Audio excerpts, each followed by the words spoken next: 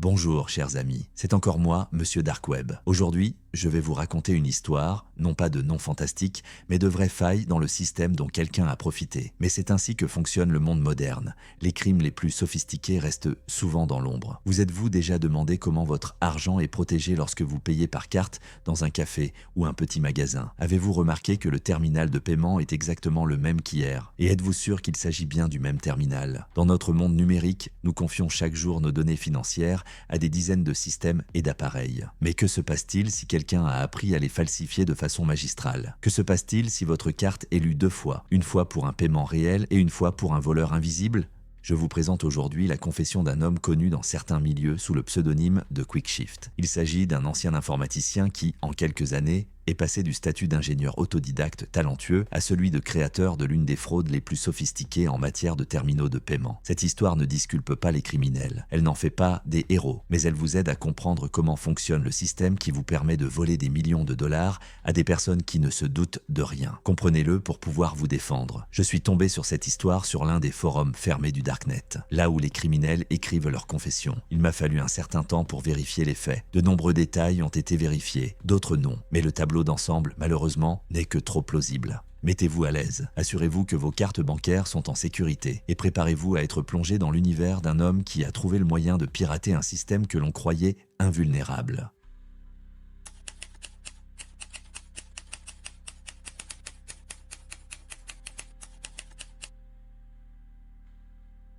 Bonjour, je m'appelle QuickShift et je voudrais raconter mon histoire, l'histoire de la façon dont j'ai volé des millions de dollars grâce à de faux terminaux de paiement et comment ce jeu a failli tout me coûter. J'ai toujours été étonné de la facilité avec laquelle les gens font confiance à leur argent. Une carte en plastique, quelques secondes au terminal et votre argent est déjà dans le système. Vous ne vous souciez même pas de savoir où il va. Et pourquoi le feriez-vous? Le système fonctionne, l'argent est débité, vous avez la marchandise entre les mains. J'ai fait connaissance avec ce système en 2013. J'avais 26 ans et je travaillais comme administrateur système dans le service informatique d'une chaîne de magasins d'alimentation à Miami. Rien d'extraordinaire, sauvegarde, redémarrage des serveurs, déplacements périodiques sur les sites pour résoudre des problèmes typiques. Ces problèmes concernaient souvent les terminaux de paiement. Je n'étais pas exceptionnel. J'étais juste un enfant ordinaire de la classe moyenne qui a grandi dans la banlieue de Miami. Mon père travaillait comme directeur dans une entreprise de construction, ma mère comme institutrice. Nous n'avons jamais eu de maison à nous, nous n'avons fait que louer des appartements. J'ai terminé l'université grâce à des prêts que j'ai remboursés pendant de nombreuses années. Dès l'enfance,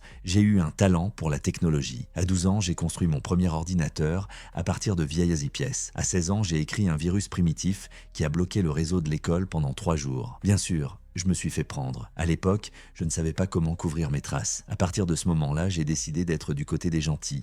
C'est du moins ce que je pensais. Je suis venu à l'informatique en autodidacte. Pas d'éducation spéciale, seulement des certificats et des heures interminables passées dans des livres et des cours vidéo. Le système éducatif n'a jamais suivi l'évolution de la technologie, de sorte que l'expérience pratique a toujours eu plus de valeur qu'un diplôme. Le 15 mars 2013, j'ai reçu un appel d'un magasin de l'avenue Brickell. Il y a un problème avec le terminal POS, les clients ne sont pas contents, les files d'attente s'allongent. Une situation classique. Je suis arrivé une demi-heure plus tard, prêt à faire la procédure habituelle, redémarrer le système et partir. Mais ce jour-là, les choses se sont passées différemment. Au lieu de la panne logicielle habituelle, j'ai trouvé une défaillance physique. J'ai dû démonter complètement le terminal. Ce que j'ai vu à l'intérieur a changé ma vie. Il y avait une petite puce sur la carte mère de l'appareil, une fine carte de la taille d'un ongle. J'ai immédiatement compris que cela ne faisait pas partie de la conception originale. Il s'agissait d'un skimmer, un dispositif permettant de lire les données des cartes bancaires. J'aurais dû le signaler, j'aurais dû le remettre à la sécurité, appeler la police. Cela aurait été la réponse appropriée et légale. Au lieu de cela, j'ai soigneusement retiré le skimmer, je l'ai enveloppé dans un sac antistatique et je l'ai mis dans ma poche. J'ai réparé le terminal en corrigeant un défaut de logiciel, la version officielle du rapport. Pourquoi ai-je fait cela? Je ne peux pas dire qu'il s'agissait d'un plan délibéré. C'était plutôt l'instinct d'un explorateur. J'étais curieux de connaître cette chose, comment elle fonctionnait et peut-être que, quelque part au fond de mon esprit, j'avais déjà réalisé les possibilités qu'il offrait. À la maison, j'ai examiné la trouvaille. Le skimmer était primitif, un simple enregistreur de données qui copiait les informations de la bande magnétique de la carte lors d'une transaction. Mais c'était une révélation pour moi. J'ai passé la semaine suivante sur l'internet à me renseigner sur les systèmes de paiement. Forums, articles, documentation technique. La plupart des sources se trouvaient sur des sites douteux que je n'avais jamais consultés auparavant. C'est là que j'ai vu pour la première fois à quel point ce trou de lapin était profond. À la fin du mois, j'en savais plus sur les terminaux de paiement que n'importe quel technicien moyen. Je comprenais leur architecture, leur vulnérabilité, leur protocole de transfert de données. Et surtout, je savais comment les frauder. Début mai 2013, j'ai construit mon premier skimmer, un simple appareil capable de lire les données des cartes. Je n'avais pas l'intention de l'utiliser. C'était juste une expérience, me suis-je dit, une preuve de concept. Mais l'appareil a fonctionné et c'était passionnant. Un mois plus tard, j'ai reçu une lettre de la banque, un rappel d'un prêt étudiant en retard de paiement, puis un avis d'augmentation du loyer de mon appartement, puis une facture médicale pour ma mère à qui l'on avait diagnostiqué une maladie précancéreuse. La crise financière m'a frappé comme un tsunami. Le salaire d'un administrateur système dans une chaîne de magasins d'alimentation ne couvrait pas la moitié de mes dépenses. J'ai commencé à faire des heures supplémentaires et à travailler en freelance la nuit. Mais ce n'était pas suffisant. C'est alors que je me suis souvenu du skimmer qui se trouvait dans le tiroir de mon bureau. Ce n'est qu'une expérience, me suis-je dit en installant l'appareil dans le terminal d'un petit kiosque à journaux à la périphérie de la ville le 17 juillet 2013. C'est une solution temporaire, me suis-je convaincu, en utilisant pour la première fois les données volées pour effectuer de petits achats en ligne par l'intermédiaire de proxys anonymes. J'ai été prudent. J'ai choisi de petites transactions que les victimes pourraient ne pas remarquer. J'ai utilisé des systèmes de blanchiment sophistiqués dont j'avais lu l'existence sur des forums. Et surtout, je n'ai jamais pris trop d'argent à une seule personne. C'est ainsi qu'a commencé ma double vie. Le jour, j'étais un administrateur système ordinaire qui résolvait des problèmes techniques. La nuit, un pirate informatique, perfectionnant ses méthodes de vol de données. Et au fil des mois, la frontière entre ces deux mondes est devenue de plus en plus floue. Fin 2013, j'avais remboursé mon prêt universitaire, payé le traitement médical de ma mère et emménagé dans un meilleur appartement. Mes amis et collègues pensaient que j'avais de la chance d'avoir un emploi à temps partiel. Si seulement ils savaient, le 10 janvier 2014, j'ai rencontré un homme qui a fait passer mes affaires à un tout autre niveau. Son surnom était Solaris et il a changé mon approche de la fraude au système de paiement aussi radicalement que Skimmer avait changé ma vie. J'ai rencontré Solaris sur un forum fermé du Darknet. Contrairement à la plupart des gens, il ne se vantait pas de ses réalisations et ne vendait pas de script bon marché aux nouveaux venus. Il écrivait rarement, mais avec pertinence. Des détails techniques, des analyses de vulnérabilité, des prévisions de développement de systèmes de défense. Après quelques semaines de communication prudente, nous nous sommes rencontrés le 10 janvier dans un restaurant. Un endroit suffisamment peuplé pour rester anonyme, mais suffisamment bruyant pour éviter d'être mis sur écoute. Solaris ne ressemble pas du tout à ce que j'avais imaginé en discutant en ligne. Il a parlé de lui avec parcimonie, mais il était évident que j'avais en face de moi quelqu'un qui avait une connaissance approfondie des systèmes de points de vente. Certaines de ses remarques m'ont fait comprendre qu'il était directement impliqué dans le développement de protocoles de sécurité pour les terminaux de paiement. Ce qu'il savait était impossible à trouver dans le domaine public. Vos écrémeuses sont des jouets d'enfants, a-t-il déclaré. Vous écrémez la crème, mais vous perdez le lait. Le véritable enjeu n'est pas de copier les bandes magnétiques, mais d'intercepter et d'usurper les transactions. Il a parlé de son idée, créer des terminaux complètement faux, impossibles à distinguer des vrais. Des appareils qui fonctionneraient normalement, mais qui enverraient une copie de chaque transaction à nos serveurs. Il faut une équipe, explique-t-il. Une seule personne ne peut pas mener à bien une telle opération. 2 semaines plus tard, Solaris m'a présenté Mac, un ancien technicien d'installation bancaire. Il avait perdu son emploi après s'être disputé avec la direction au sujet d'une baisse de salaire. Je connais toute la logistique, comment, où et quand les terminaux sont installés, a-t-il déclaré. Et surtout, je sais comment le faire sans trop de questions. Le dernier à se joindre à l'équipe était Ledger, un génie de la finance, avec une expérience dans les startups de crypto-monnaies. Il avait mis au point un système de blanchiment d'argent par le biais d'une chaîne de transactions en crypto-monnaie, rendant leur origine intraçable. En mars 2014, notre équipe était formée. Nous avons loué un petit entrepôt dans un quartier industriel de Miami que nous avons transformé en laboratoire. Solaris était chargé de la partie technique, moi du logiciel, Mac de l'installation et Ledger des finances. Nous avons créé le premier modèle du faux terminal en mai. Extérieurement, il s'agit d'une copie exacte du Verifone VX520, l'un des modèles les plus courants pour les petites entreprises. À l'intérieur, il s'agissait d'un système complètement différent. Notre terminal fonctionnait comme un terminal normal. Il contactait la banque, effectuait la transaction et émettait un chèque. Mais en même temps, il envoyait une copie de toutes les données à notre serveur en Europe de l'Est. Un logiciel spécial que j'ai écrit analysait ces données et déterminait quelles cartes pouvaient être volées en toute sécurité. Nous avons utilisé des algorithmes complexes. Nous n'avons pas touché aux comptes dont le solde était inférieur à un certain montant. Nous n'avons pas retiré plus de 15% des fonds disponibles et nous avons évité les cartes d'entreprise qui font l'objet d'une surveillance accrue. Au lieu de réaliser des vols importants en une seule fois, nous avons effectué une série de petites transactions à différents endroits. Le 12 juin 2014, nous avons installé le premier terminal dans une boutique de souvenirs sur Ocean Drive. Le propriétaire n'a même pas réalisé ce qui s'était passé. Max s'est présenté comme un technicien de la banque, a dit que le terminal avait besoin d'une mise à niveau et a simplement remplacé l'appareil. Les premiers jours, nous étions sur les dents, surveillant constamment le trafic, prêts à arrêter le système instantanément. Mais tout a fonctionné à merveille. Au cours de la première semaine, 40 000 $ de transactions ont transité par ce seul terminal. Notre algorithme a sélectionné les cartes à partir desquelles il était possible de retirer environ 3 000 $ en toute sécurité. En août, nous avions 5 terminaux dans différents quartiers de Miami. Des petits cafés, des boutiques de souvenirs, des magasins de proximité, des endroits très fréquentés par les touristes qui consultent rarement leurs comptes pendant leurs vacances. Nous avons modernisé le système. Désormais, les terminaux ne se contentent plus de copier les informations des cartes, mais interceptent également les codes PIN des cartes de débit, ce qui permet de retirer de l'argent dans les distributeurs automatiques, y compris à l'étranger. Fin 2014, nous gagnions chacun plus de 30 000 $ par mois. J'ai emménagé dans un penthouse avec vue sur l'océan. J'ai acheté une Audi R8 et j'ai commencé à collectionner les montres. J'ai annoncé à mes parents que j'avais fondé une start-up de cybersécurité à succès. Ils étaient fiers de moi. Si seulement ils savaient, en janvier 2015, nous avons rencontré notre premier problème majeur. L'un de nos terminaux dans un café a attiré l'attention. Un client régulier, employé du service informatique de la banque, a remarqué un comportement étrange sur l'appareil et l'a signalé au service de sécurité. Mac a réussi à récupérer le terminal 1 heure avant l'arrivée des spécialistes de la banque. C'était un coup de semonce. Nous avons compris qu'il fallait être encore plus prudent, encore plus inventif. C'est alors que Solaris a eu une idée qui nous a fait franchir un nouveau palier. Et si au lieu de remplacer les terminaux existants, nous les fabriquions nous-mêmes, a-t-il déclaré. Des appareils entièrement fonctionnels, certifiés et connectés à de vrais systèmes de paiement, mais avec nos modifications à l'intérieur. L'idée de Solaris était si audacieuse qu'elle a d'abord semblé folle. Créer une entreprise qui fournit officiellement des terminaux de points de vente, obtenir toutes les certifications nécessaires, construire un réseau de clients, il ne s'agit plus d'une petite escroquerie, mais d'une entreprise. Une entreprise criminelle, mais une entreprise. J'ai les documents de certification, explique Solaris. Je connais les procédures sur le bout des doigts. Nous pouvons créer des appareils qui passent tous les contrôles. Les responsables de la sécurité recherchent des terminaux piratés, mais personne ne soupçonne l'entreprise qui les fabrique elle-même. Le mois de mars 2015 a été consacré aux préparatifs. Ledger a incorporé SecurePay Solutions par le biais de sociétés écrans dans l'État du Delaware. Nous avons loué un petit bureau dans un centre d'affaires de Miami et embauché 2 employés peu méfiants pour s'occuper du service client.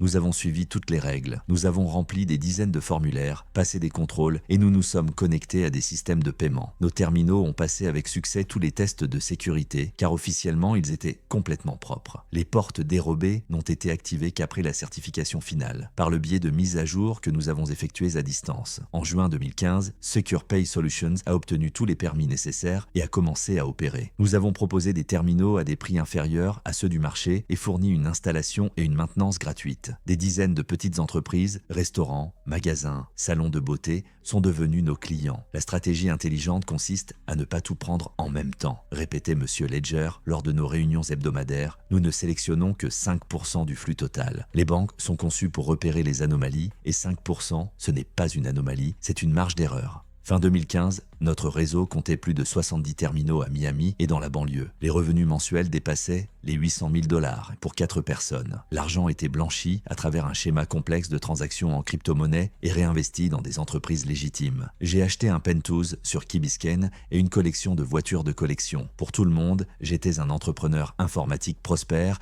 et le fondateur d'une start-up de technologie financière. J'ai même pris la parole lors de forums d'affaires locaux pour parler de l'avenir des paiements sécurisés. L'ironie de cette situation ne m'a pas échappé. Début 2016, nous avons commencé à nous développer dans d'autres villes de Floride. Nous avons ouvert des bureaux à Orlando et à Tampa. Nous avons embauché des responsables régionaux qui n'avaient aucune idée de la véritable nature de l'entreprise. Pour eux, SecurePay Solutions était une entreprise fintech prometteuse qui rivalisait avec les géants du secteur grâce à des technologies innovantes et des prix flexibles. Notre plan a parfaitement fonctionné. Nous avons strictement respecté les règles de sécurité. Pas de réunions en face à face dans leur intégralité, pas d'enregistrement, pas de traces. Toutes les communications se faisaient par des canaux cryptés, toutes les transactions par l'intermédiaire de mixeurs, faux documents, sociétés écrans, serveurs anonymes dans des pays qui ne coopèrent pas avec les agences de renseignement américaines. À l'automne 2016, notre empire couvrait la majeure partie de la Floride. Plus de 200 terminaux traitant quotidiennement des millions de dollars de transactions. Nous sommes devenus victimes de notre propre succès. Secure Pay Solutions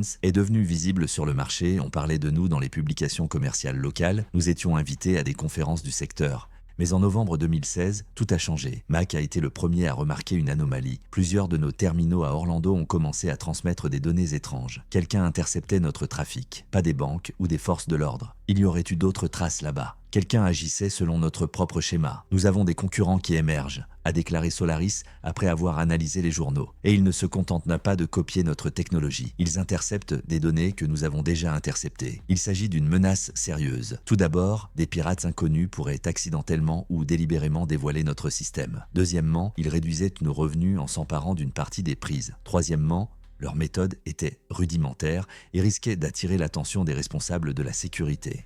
Nous avons mené notre propre enquête. Certains des techniciens que nous avions engagés pour travailler sur le micrologiciel des terminaux ont vendu les informations sur le marché noir. Notre technologie était désormais accessible à d'autres groupes. Ils ne se sont pas souciés de la mise au point et ont pris beaucoup plus que 5% des transactions. Ils n'avaient pas de stratégie à long terme, ils voulaient de l'argent rapide. Ils sont comme des éléphants dans un magasin de porcelaine, a déclaré M. Ledger lors d'une réunion d'urgence en décembre. Si cela continue, dans un mois ou deux, les banques remarqueront un pic de fraude et lanceront un audit global de tous les terminaux. Nous serons alors attaqués à notre tour. 3 options s'offraient à nous: arrêter l'activité, changer de technologie ou neutraliser la concurrence. Nous n'étions pas prêts à abandonner une activité qui nous rapportait des millions. Modifier complètement le système prenait trop de temps et coûtait trop cher. Il y avait une troisième voie. Nous devons les trouver et conclure un accord, ai-je suggéré, et à prendre l'initiative. La véritable cyberguerre a commencé. Nous avons intégré des pièges spéciaux dans nos terminaux, un code qui surveillait toutes les connexions non autorisées. Cela nous a permis d'établir les adresses IP et les emplacements approximatifs de nos concurrents. En janvier 2017, nous avions suffisamment d'informations. Ces types d'hôtels basés à Tampa et ceux composé de 3 personnes, un ancien programmeur de banque et 2 hackers indépendants. Ils opéraient depuis un appartement loué en banlieue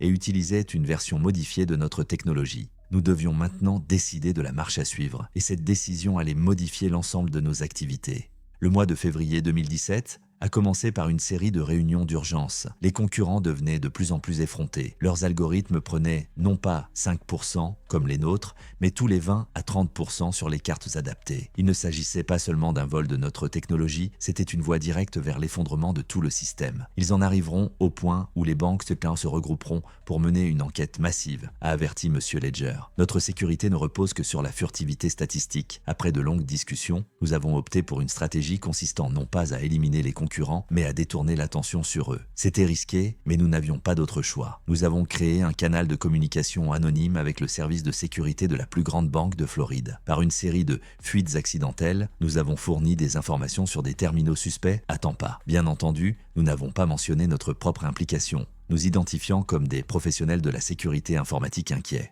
Le plan a fonctionné encore mieux que prévu. En mars 2017, la police de Tampa a mené une opération pour arrêter un groupe de fraudeurs qui avait modifié des terminaux de paiement. La nouvelle est devenue virale dans les médias locaux, cependant, une mauvaise surprise nous attendait. Dans la soirée du même jour, Mac a reçu un message crypté. « Nous savons qui vous êtes. Nous savons comment vous opérez. Nous avons des preuves. Rendez-vous demain à 15h. Bayside Pier. » Certains détenus ont décidé de négocier avec la police en abandonnant le plus gros poisson. Nous étions à la croisée des chemins. Fuir, faire profil bas ou aller à la rencontre des autres. Après une nuit blanche, nous avons décidé que Solaris et Mac iraient en reconnaissance en restant à bonne distance du point de rendez-vous. Ce qu'ils ont vu nous a tous choqués. Il n'y avait pas de policiers sur la jetée. Au lieu de cela, il y avait 2 hommes en costume de luxe avec des gardes du corps. Il ne s'agissait manifestement pas de représentants de la loi. Ce sont des hommes d'un groupe russe, a déclaré Mac à son retour. Je les ai déjà vus. Ils contrôlent les transports de fonds dans 3 États. La situation prend une tournure inattendue. Les Russes avaient apparemment appris notre projet par les pirates détenus et voulaient maintenant soit obtenir leur part du gâteau, soit prendre le contrôle de l'entreprise. Nous avons décidé de ne pas prendre contact. Au lieu de cela, nous avons mis en place un protocole d'arrêt d'urgence. En 48 heures, nous avons éliminé toutes les preuves directes, transféré les actifs dans des portefeuilles cryptographiques anonymes et détruit les serveurs.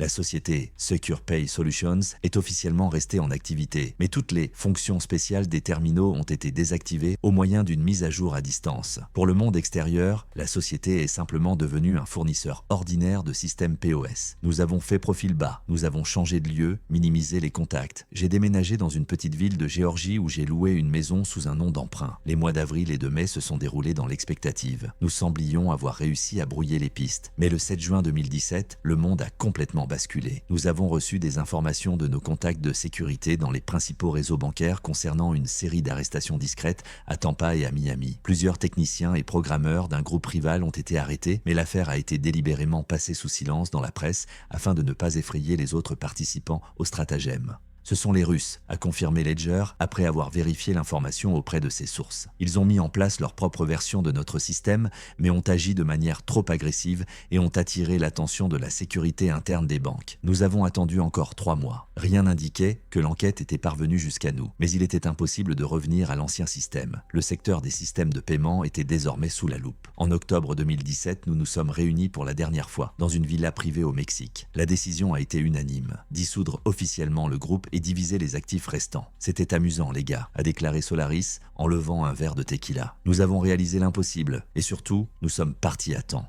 Notre fortune était alors estimée à environ 36 millions de dollars, 12 chacun. L'argent était caché en toute sécurité dans des crypto-monnaies et des comptes offshore. Je suis retourné aux États-Unis un mois plus tard. Je me suis installé à Seattle, aussi loin que possible de la Floride. J'ai racheté une petite société d'informatique spécialisée dans le développement de solutions de sécurité pour les petites entreprises. Ironie du sort, je protégeais désormais les gens contre ceux qui me ressemblaient auparavant. Pour autant que je sache, Solaris est parti en Europe. Mac a acheté un ranch au Texas. Ledger, qui a toujours été le plus prudent d'entre nous, a disparu. Même nous ne savons pas où il se trouve. Cela fait presque 8 ans. Mon entreprise est florissante, j'ai une position respectée dans la communauté. Personne ne connaît mon passé. Mais chaque fois que je paie avec ma carte dans un magasin, je regarde involontairement le terminal. Une habitude dont il est impossible de se défaire. Parfois, je me dis, combien d'autres groupes comme le nôtre fonctionnent actuellement? Combien de personnes sont victimes de fraude chaque jour sans même s'en rendre compte? La technologie évolue, mais le principe reste le même. Là où il y a un système, il y aura toujours quelqu'un qui essaiera de le tromper. Et souvent, ces personnes ne sont pas des pirates mythiques des films, mais de simples informaticiens qui ont un jour décidé de franchir la ligne. Je ne suis pas fier de ce que j'ai fait. Je ne cherche pas d'excuses. Je vous raconte simplement ce qui s'est passé. Peut-être que mon expérience aidera quelqu'un à faire le bon choix, ou au moins à vérifier 2 fois le terminal avant d'y insérer une carte. On dit que le crime parfait est celui que personne ne découvre jamais. Nous en avons peut-être été proches, mais le prix d'un tel succès est la peur constante d'être démasqué et la nécessité de toujours regarder par-dessus son épaule. Ce n'est pas une vie que je souhaiterais à qui que ce soit. Je m'appelle QuickShift et voici mon histoire.